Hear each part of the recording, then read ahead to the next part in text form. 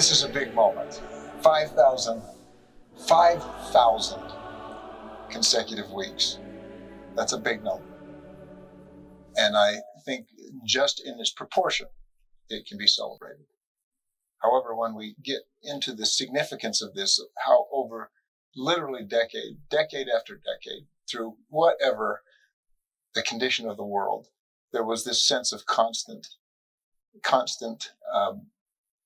value that's been provided in a very unique recipe. The idea of the significance of this moment has been growing on me personally over the last several weeks, as we have received hundreds and hundreds, now numbering 1,200 emails of stories and experiences, testimonials, if you will, from people around the globe who have shared the impact that music and the spoken word has made on them. That goes all the way from one who wrote in and said, I remember the first ever broadcast of music and the spoken word. I was a little girl, age 5 in Chino, California. And my aunt sat me down with my sisters and said something special was about to happen. And then she added, and I still watch today. All the way from listeners from Japan to Australia, to one who was stationed on the South Pole in Antarctica, to one who was summiting Mount Everest as he listened to music and the spoken word. And I have had opportunity, and many of our team has, to read every single one of these experiences. And when you read them, they read as a book, detailing out, again, the impact that this program has made the world over, beginning on July 15th, 1929, coming through to today, this weekend, July 13th, 2025, and certainly on into the future. 5,000 broadcasts is significant, but I think of it in terms of years. We're now beginning, is it the 96th or 97th year of broadcasting of this program? And when you put it in that context, as you well know, that's almost unheard of in the broadcasting world. And so to be not only celebrating the 5,000th broadcast, but these many, many years, and to be a part of that, it's a great privilege and an honor to be able to celebrate this weekend, knowing that we stand on the shoulders of thousands who have come before us. Well, as President Leavitt has already said, there is a certain recipe for this, and so we don't want to reinvent the recipe. But of course, we're always trying to do things better. And just in the past 4 years, I think that we've made some really great progress into making the program be as compelling and as appealing as possible to as many people as we possibly can. Many years ago, President Gordon B. Hinckley, who was at that time the president of the church, said, "We want the choir to be one of the greatest in the land, but always remember to sing for people." He said, what is the use of having a great choir if no one wants to listen to it? So that is always in the back of my mind from week to week, about how we can continue to engage people in a world. We live in a world where most everyone, including myself at times, has a short attention span.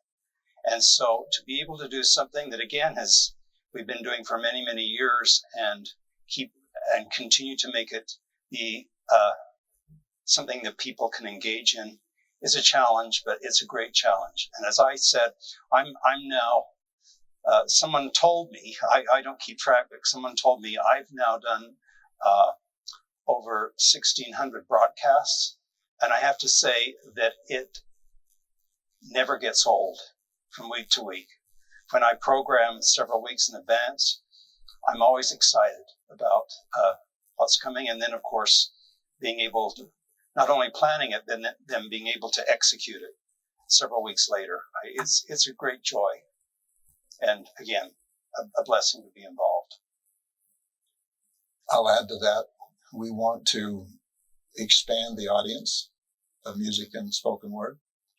We'd like to have We'd like to be geographically heard in more countries. Now, using internet, it's available literally around the world. We have broadcast relationships in over 50 countries. We'll have typically 6 million or more listeners. That's a lot of people, but the world's a big place, and there's a lot more who need the peace, the unity, and the sense of healing that's available.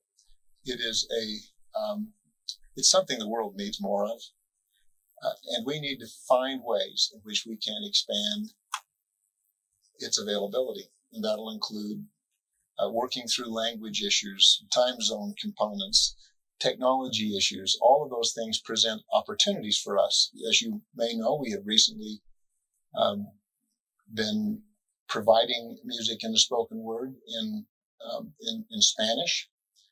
We experimented with Portuguese. We think French is on the horizon. There are just a lot of ways. I think Derrick may want to comment a bit on our ability to do as Mack has said, to use that formula, that recipe of music and spoken word to reach people in every generation and among different cohorts of audience. Derrick? Sure. Just 2 weeks ago, we released Music and Spoken Word via podcast now, where people are able to listen to it in that format. And additionally, it also has behind the scenes interviews where we're trying to open up and show people all of the work that it takes every single week from an army of volunteers to put this forward. Some of our very first interviewees were both of these gentlemen on either side of me, President Leavitt and Mack Wilberg. And we hope to be able to express in that regard. We also have a new website, musicandspokenword.com, where people can sign up to receive the spoken word delivered to their inbox on Mondays. There's a library of the spoken words going back historically, both in video and audio format. And then, as President Leavitt has said, while we're very pleased to be in 50 countries around the world already, we think that there is much opportunity to continue to expand and to leverage the use of technology in doing so. May I also add that I think that our predecessors would be completely amazed at the scope of the program now. Even when I became involved in the program in 1999, it was mainly a program that went to the Intermountain West. And now we're millions on a weekly basis hear this program. And it's really, as I said, amazing. And the people before us, those who came before us, I think they wouldn't even be able to comprehend what's happening now. I do think what is unique is that it produces in people feelings that are unique to them and unique to what they are facing in their life. I have the privilege of being at the Tabernacle or the Conference Center each week, and we often will say, always will ask, how many people are here for the first time? Most of the hands will go up. How many of you are here from somewhere outside the United States? Most of the hands will go up often. That's a signal of, first of all, the reputation of the program and its endurance. And then I will ask them, how did you feel about the program? And there is a uniform reaction, and they will search for the words. And then they'll do something that, to me, answers the question. They'll put their hands on their chest and just signify, I felt something. What they're feeling is a sense of, it is very individualized. And it is conveyed, if they are feeling a sense of sadness, it gives them joy. This is unique to music and the spoken word. If they're feeling a sense of celebration, it gives them a reinforcement of that. If they're in need of healing, it opens them up to that. So I think it endures because it produces very individual responses that are tailored to what the person is feeling inside. It does connect them to the divine in them, and they respond to it. We all do. I might add that the purpose of the program is not firstly or primarily to entertain. And all of us as human beings are in need of entertainment. But the purpose and the primary purpose of this program is to help people be filled, to be renewed, to be able to experience these feelings that President Leavitt is talking about. And I believe when you ask what is it that has allowed for this to endure for so long, is because the primary purpose is not to entertain. If it was, there's so much competition out there that you have to compete with. But when our primary purpose is to help someone be filled and renewed, that is something that we can do. And that because of the recipe that Mack talked about, the choir, the orchestra, the bells, the sacrifice and service component behind it, people offering and doing this of their own time and as an offering, allows for that feeling to come about and to be something very different than what you may find in nearly every other avenue of media. An interesting component to this is that clearly, if you're in the hall, it's inescapable to feel what we've described. I was staying at a small country inn in Scotland a couple of years ago. And somehow in a conversation with the innkeeper, my association with the Tabernacle Choir and music and the spoken word came up. He said, I never miss a week. He has sought this out for years. He's in no way affiliated with the sponsoring church, the Church of Jesus Christ of Latter-day Saints, but he saw it or feels it and seeks it out as a reinforcement to him, and he gets it electronically. So the point is, this is not just about the brilliance of the performance and the remarkable experience that happens on Sunday mornings. It is conveyable. And that's the opportunity that I think we have in the future, is to use the technologies to be a factor in spreading a sense of peace and healing around the world. There are far too few of those right now, and the world needs it. Well, I'll just say we have had, not just currently, but for 96 years, the church has been the sponsoring organization of this program and the choir. And it is, as Derrick suggested, their gift to the world.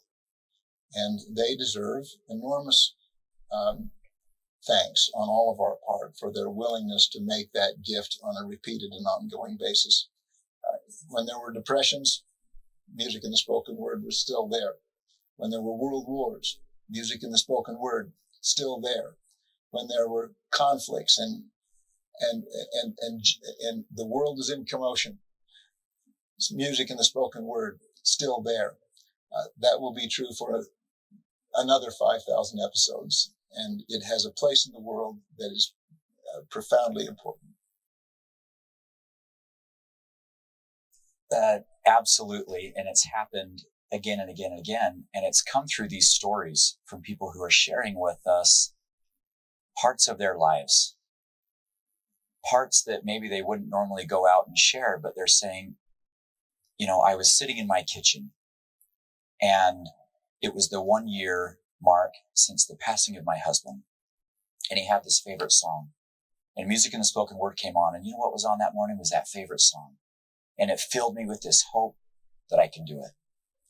And a moment for me yesterday even was rehearsing a story that we're going to tell during the broadcast of a young boy and his family, one of the 1,200 that have written in and shared this with us. And I sat on that stage and I was listening to the music and I was watching the pictures of this family, and it hit me inside, and I felt it saying, this is what it's all about recognizing the hand of God in our lives, and that there is hope in the future, that we can take confidence in who we are and what we're doing and how we're going about it, and that we have a duty to tell those stories to the world and to remind all of us that this is a beautiful place and that we have the opportunity to build communities and to strengthen one another and to continue to carry that mission forward.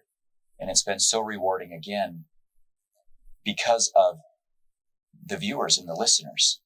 And I might say that the majority of of this broadcast on Sunday, as well as the pre-show and the post-show, has come about because of those who wrote in and shared with us their favorite songs and the stories behind them and experiences that they had had with Richard L. Evans or Lloyd Newell, and then taking those and bringing those together and then resharing those with all who will be with us.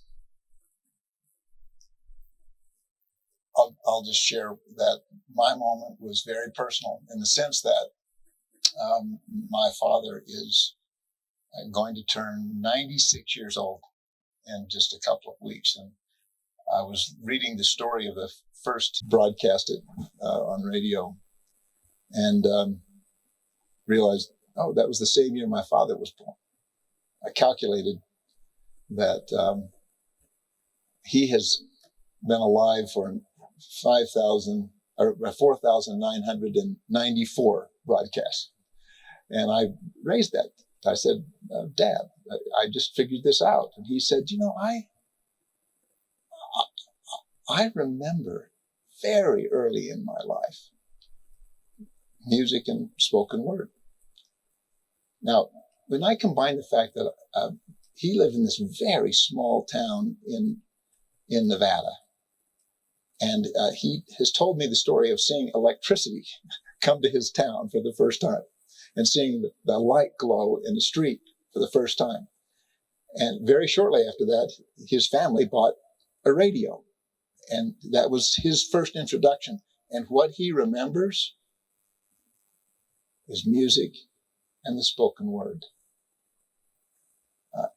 It struck me then, first of all, that it's been so meaningful to so many people over so long that there is a sense of the miraculous here, and that it's a big responsibility for all of us to note it, learn from it, and perpetuate it.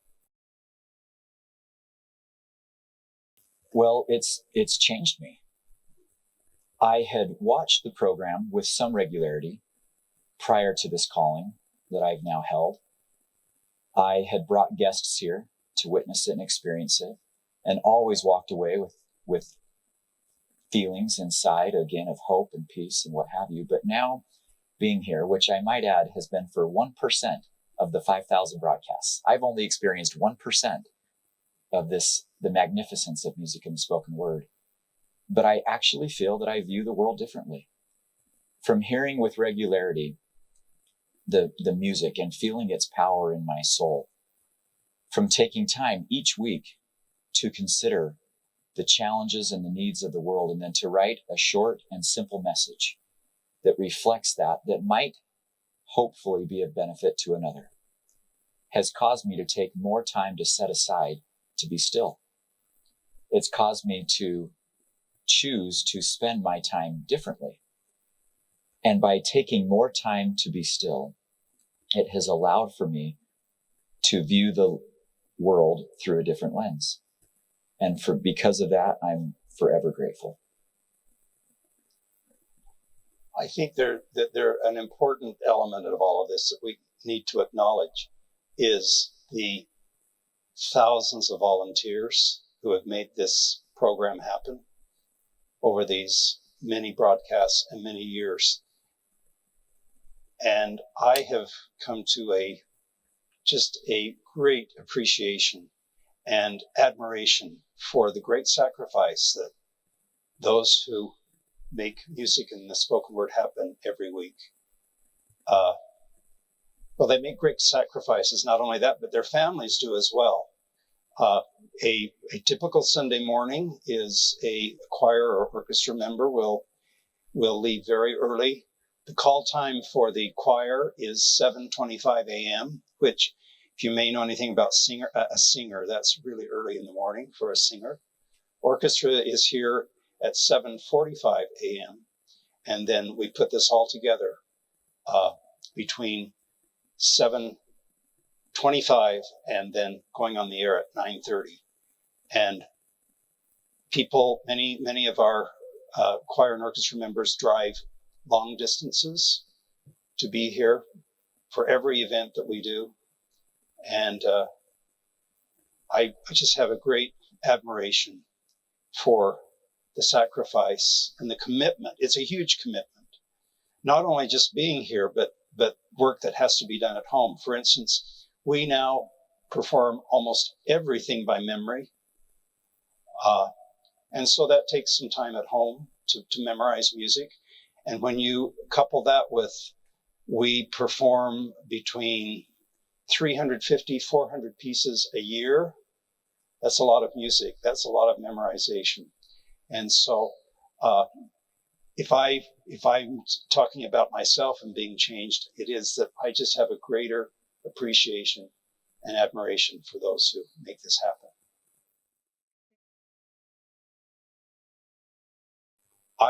I went back and reviewed the repertoire that was sung for the very first broadcast, and in reviewing that, I discovered that one of the hymns that was sung in that first broadcast was "The Morning Break, the Shadows Flee." So we are opening the broadcast with that hymn. Now, as I tell the choir and the orchestra, the arrangement we're doing is not the same arrangement from 1929, but the hymn is nonetheless the same. And then the rest of the music is also, I think, reinforcing our celebration. We're singing, "When our music God is glorified." There's not a better message than that. And we're ending with, again, the hymn "High on the Mountaintop," which I undoubtedly was sung not maybe on the first broadcast, but maybe the second or third broadcast, because that's a beloved hymn that has been around for many, many years. So I wanted to have at least one tie-in to that first broadcast, and I believe that Derrick is going to be mentioning that. Also, was actually Derrick's idea that about 20 years ago, the family of Anthony Lund, who was the conductor of the choir at that time and the conductor of the first broadcast, the family had donated to the choir his baton, his conducting baton. And I had almost forgotten about it. But Derrick asked the possibility of maybe using that baton. And I had seen the baton, and in that era, a conductor's baton was much longer than what we use now. So it's almost, I almost equate it with a pointer that you point to the blackboard or something. So I said, well, I better try it out, see if I can make it work. And so it's now housed in the church history museum. So they brought it over to the office. I tried it out, and in fact, I am going to use that baton for the final piece on the broadcast Sunday. So another tie-in. And the family assures us that that was the baton that he used for that first broadcast.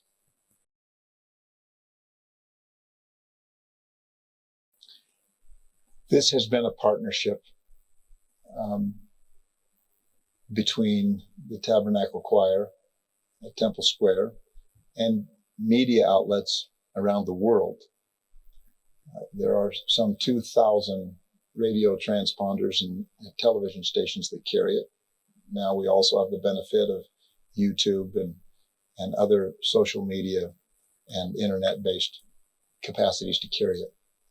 But it has been that partnership that has produced the vast good that this program provides on a weekly basis.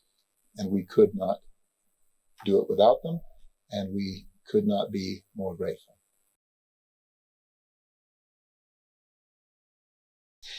The pre-show and post-show really are mini concerts that are happening. And so in the pre-show, for example, we are not only recognizing amazing people that will be here with us, but we're actually telling the stories of orchestra and choir members and who they are and their incredible impact and sacrifice that they make. So we're telling their stories in the pre-show. In addition to that, we have stories from viewers and listeners, again, around the globe that will be shared as part of that pre-show. In our post-show, likewise, we continue telling stories that have been submitted to us and are using bits and pieces and sound clips, including the very first ever recorded broadcast of Music in the Spoken Word, which occurred in 1933. We'll be playing that here in the house and telling a story related to that broadcast and that song that was performed. And so there is a treasure trove of history that is being unrolled as we remember where we've been, as we recognize where we are, and as we now focus and look to where we hope to go. And all of that we hope will come together from the pre-show to the broadcast to the post-show. And we expect for that to take about 90 minutes in total between all three of those.